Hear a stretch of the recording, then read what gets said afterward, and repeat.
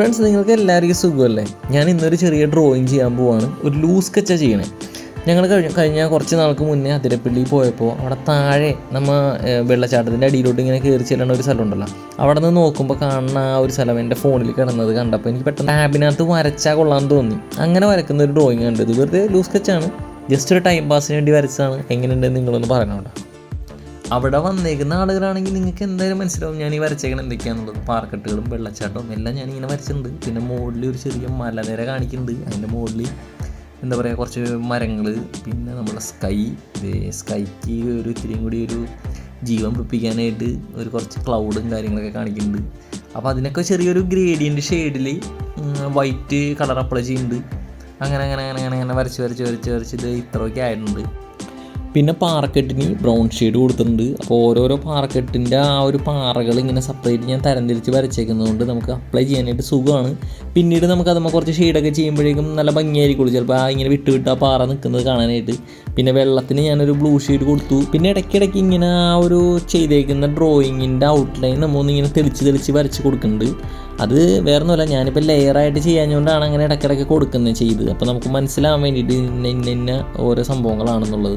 അങ്ങനെ ഇടയ്ക്കിടയ്ക്ക് ഓരോ ചെടികളും കാര്യങ്ങളൊക്കെ കാണിക്കുന്നുണ്ട്. ആ പാറയുടെ ഇടയിൽ ഇടയ്ക്കിടയ്ക്ക് ചെടിയുടെ ഒരു അംശം, ഒരു പച്ചക്കളർ ഇങ്ങനെ വരുമ്പോഴാണ് അതിനൊരു ഭംഗി വരിക.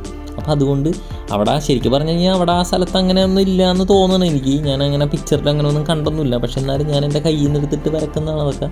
പ്രത്യേകിച്ച് നമ്മൾ ചെയ്യുന്നത് ഒരു ലൂസ് സ്കെച്ച് ആയതുകൊണ്ട് നമ്മളിപ്പോൾ എവിടെ അപ്ലൈ ചെയ്താലും കുഴപ്പമുണ്ടാവില്ല. കാരണം നമ്മളതനുസരിച്ചിട്ട് ലയിപ്പിച്ചെടുത്താൽ മതി. ഇപ്പോൾ ഞാൻ ഈ പാറക്കെട്ടിനൊക്കെ ഒരു ചെറിയ ഗ്രീൻ ഷെയ്ഡ് കൊടുത്തേക്കുന്നതെന്ന് വെച്ചിട്ടുണ്ടെങ്കിൽ ഒരു ചെറിയൊരു എന്താ പറയുക, പാറയിലൊരു വഴുക്കൽ പിടിച്ച് കിടക്കുന്നതായിട്ടോ ഒരു പൂപ്പൽ പിടിച്ച് കിടക്കുന്നതായിട്ടൊക്കെ തോന്നാൻ വേണ്ടിയിട്ടാണ് ഇങ്ങനെ ചെയ്യുന്നത്.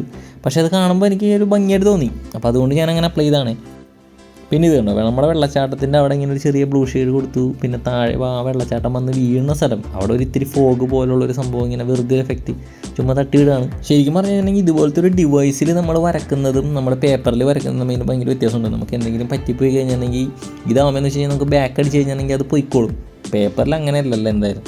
വെള്ളച്ചാട്ടത്തിൻ്റെ മുകളിലുള്ള ആ ഒരു മലയ്ക്ക് ഞാനിങ്ങനെ കളറൊക്കെ കൊടുത്തിങ്ങനെ ഇരിക്കുകയാണ്. അപ്പോൾ ഡാനിക്കുട്ടനെ ഇവിടെ നോക്കി ഇങ്ങനെ നിൽക്കുകയാണ്, എന്താ ഞാൻ ചെയ്യണേന്നൊക്കെ ഇങ്ങനെ വീക്ഷിച്ച് ഇങ്ങനെ നിൽക്കുക. ഇനിയിപ്പോൾ വരച്ചേക്കണേന് ഒരു ചെറിയ ഡെപ്ത് കിട്ടാൻ വേണ്ടിയിട്ട് ആ വരച്ചേക്കുന്ന പാറകളും ബാക്കിയുള്ള സാധനങ്ങളും എല്ലാത്തിനും ഓരോ ചെറിയ ഡാർക്ക് ഷെയ്ഡ് അങ്ങോട്ട് കൊടുക്കുകയാണ്. അപ്പോൾ എല്ലാ ചെയ്തതിൻ്റെ എല്ലാ ലൈനിൻ്റെയും ബോർഡർ വെച്ചിട്ട് ഇതിങ്ങനെ അപ്ലൈ ചെയ്ത് കൊടുത്തു കഴിഞ്ഞാൽ നല്ല ഡെപ്തായിട്ട് തോന്നിക്കും.